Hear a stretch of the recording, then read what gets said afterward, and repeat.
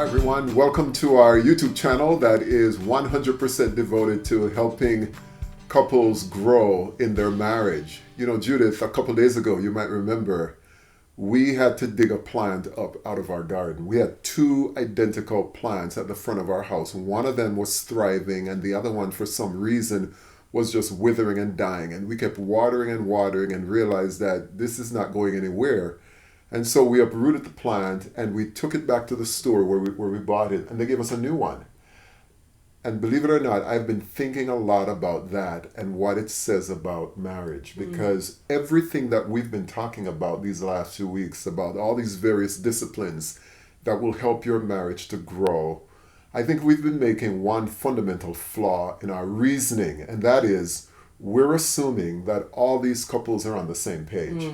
Okay. And if indeed couples hearing this are on the same page, excellent. You can take everything that we're saying and put it to work, and things will grow, things will stay green. But what about those couples where one person is ready to grow, the other person is stuck?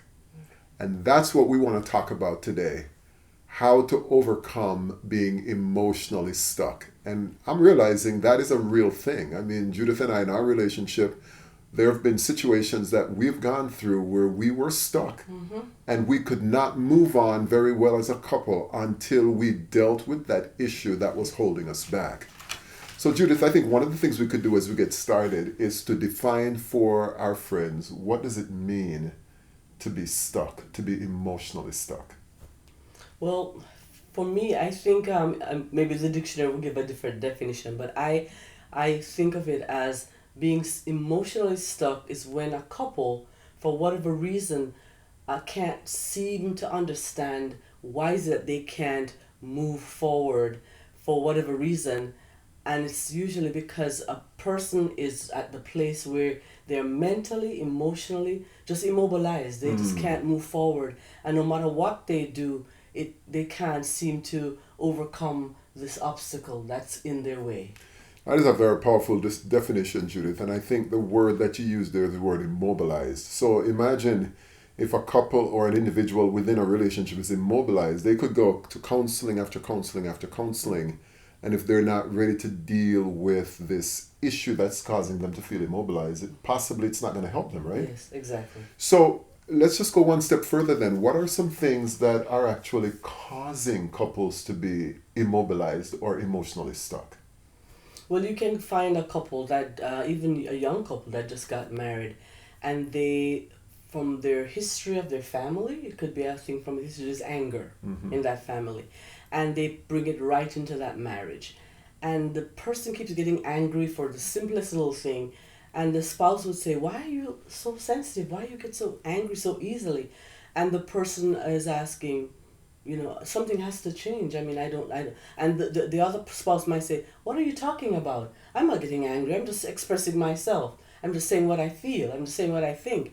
And the other person might say, "No, every time we talk about a certain topic, you seem to get very angry." So that's one area. Another area could be the area of unforgiveness. That no matter what is going on, an issue occurs and the other spouse decides that I just can't forgive you for this, and they hold that resentment for years and years and years and never be able to move forward. And so those are a few things that I would say that could cause a couple. Of course, there are many other things. Yeah, that's what exactly.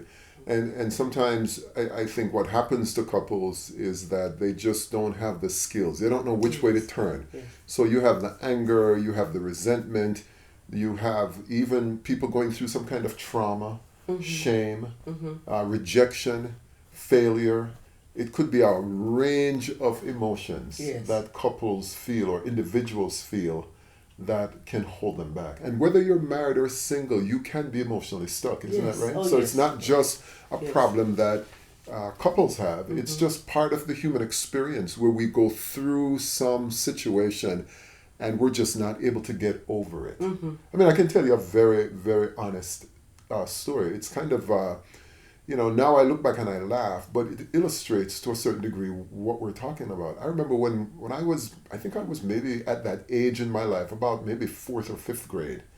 And the school that I went to had a tradition of doing Christmas stories where the parents would come for a program and the kids performed some kind of singing and gave talks and everything. And, you know, it wasn't a Christian school, but maybe even at that time we were still telling the Christmas story.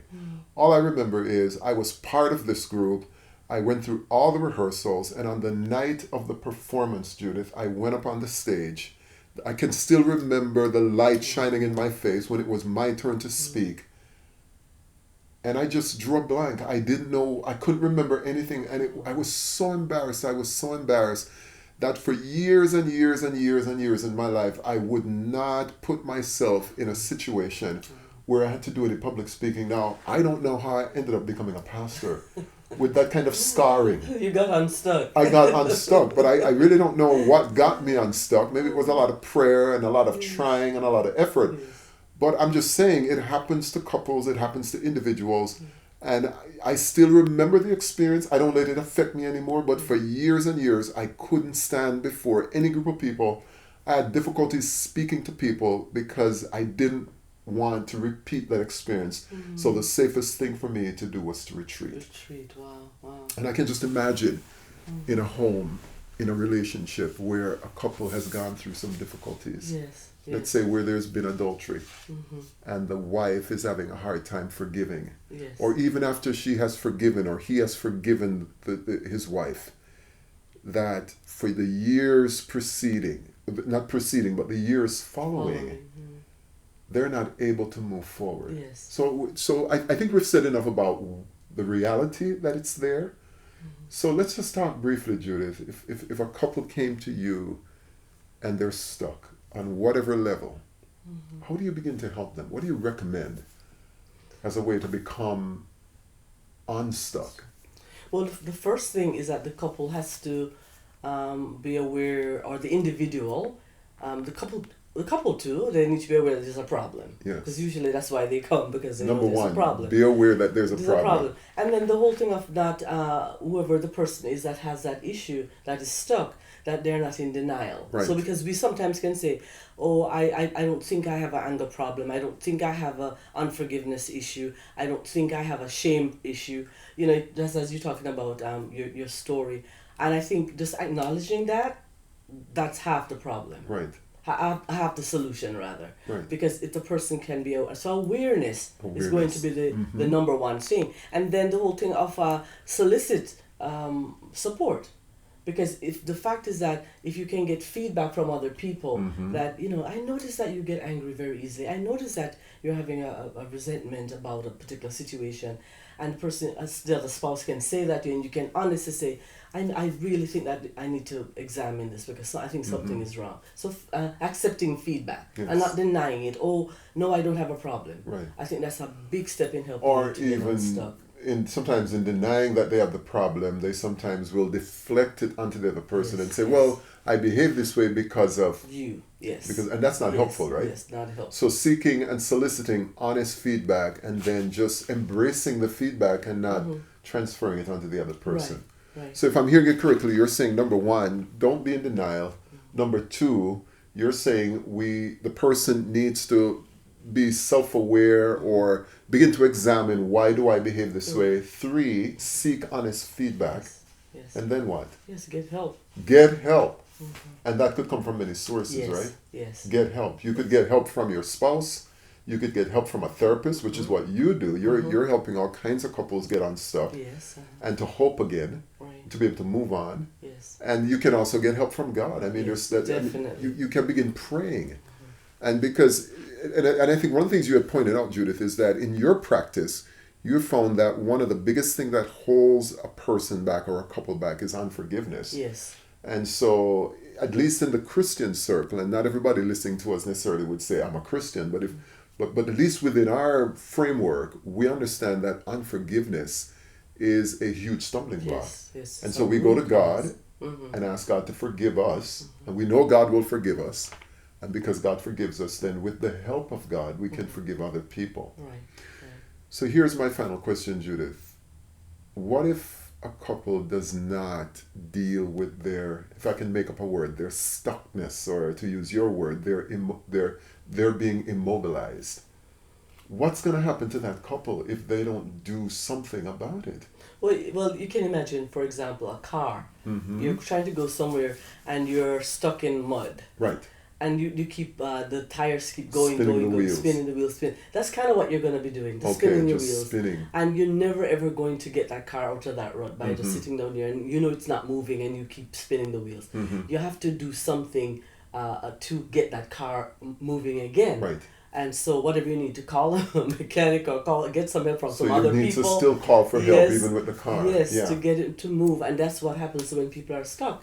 You have to get help. Yes. And so being able to sit with somebody and process, why am I feeling this way? For example, I've had cases where there's unforgiveness. Yes. And I would work with a couple and say, okay, tell me what's going on. Why are you so resentful to your husband or to your wife? What is it? Why you feel this deep resentment? And then as they unload and tell me exactly what happened, whether it's an affair or the person just always criticizing them or always cutting them down, or they can feel like they can never do anything right. You know, even if it's petty, it's still something that the person has held on to and is preventing them from having a healthy relationship with their spouse. So I would tell them things like this, and I have a little list here that I usually follow. First of all, forgiveness is a choice. And so it's not a feeling. So you can't rely on this feeling, say, okay, I have to feel this thing before I forgive my spouse. The next is share your hurt. Tell your spouse, this is why I'm hurting because of what you did. Don't hide it, because that doesn't help the spouse. And if it's, let's say it's the two of us, if you are hurt by something I did, I can't read your mind, right? Exactly. So you need to tell me. Yes. You have to be willing to take that risk and tell me. Keep going. Yes. And then, plan for change. I have to decide that, I'm going to make some decisions now to change. I can't stay like this. So in AA, they call that being sick and tired of being sick and tired, right? So you got to get to that point where you say, okay, enough of this. Right. It's time for us to get help, to get healed. Yes. All right, good. And because I know that hurt people, I'm not going to want to continue to do this to my spouse. Right. And then the other one is stopping the video. That's one of my favorite. Yes. Because we have this belief in our head that, even if I go to him and tell him that I'm angry with him, it's going to cause a big quarrel. Or, you know what, the video keeps going in my mind. He did this, I can never forgive him. Or she did this, I can never forgive her. And so we need to get rid of that video in our minds. And then the next one is give yourself time. Yes. Sometimes we think that, and we expect our spouses to just forgive and forget right away. So even for us that have a resentment for something that the spouse did to us, we have to give ourselves time, and we have to give our spouse time too, because healing takes time. Yes, it does. And so sometimes we need to understand that. Yes. Okay, I'm not going to get over this overnight. Give myself time, be patient, but I need to address it now. Yes. But it will take time to address it, depending on how deep or how traumatic that hurt was. Yes. This is really good stuff, and we'll most likely come back to this topic again, but our time is up. We wanted to be able to alert you to the growth of your marriage can be impacted by where you are stuck. And if I'm hearing Judith correctly, you gotta be willing to admit that we're stuck. And then the fact that you're stuck and you are not able to get out of it says this problem is bigger than you, so you need to ask for help.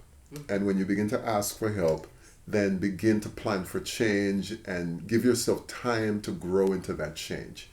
As you can tell, we're really fired up about this. We love to see marriages thrive, and that's what we're all about. Yes. We want to see marriages grow and blossom. So if this has been helpful to you, I want to encourage you to tap that like button. I'm asking you to leave a comment. I'm asking you to subscribe to our channel where you can get more of this practical and helpful information. So until we meet again, God bless you, and we'll see you next time.